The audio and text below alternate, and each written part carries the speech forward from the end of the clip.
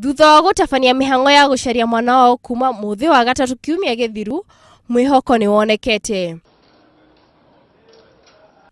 Kana gaka karerikana kaiyetwo ni muiretu wa wira uria unyitirwo nako ari thabari-ini kuma Nairobi guthie Busia.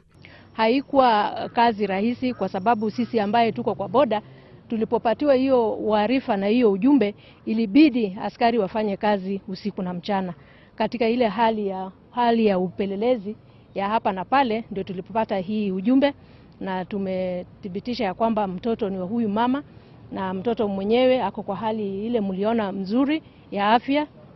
Na pia tunashukuru huyu msichana ambaye ilikuwa ni mshukiwa vile amekaa na huyu mtoto kwa njia ambaye ni nzuri na afya njema.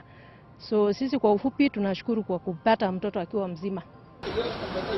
Andu a nyumba ene kana gaka mari na gikeno kinene thutha wa mwana wao kuoneka. Yani nashukuru sana, Mungu yuko. Alafu sijasema lakini mali tunaishi, the Imara Daima community wamekuwa very supportive, particularly with prayers, moral support. Unajua tumetembea, kuna kijiji inaitwa Embakasi, Mukuru kwa Ruben, Sinai. Tumetembea huko kote tukidistribute maflyers na watu walikuja pamoja, tukatembea siku ya Jumamosi, siku ya Jumapili tukitembea kudistribute flyers kama wameona mtoto. I feel great. I feel it's like a miracle, and I believe that prayers truly work, because without all the constant prayers, even with the search, we couldn't have gotten somewhere.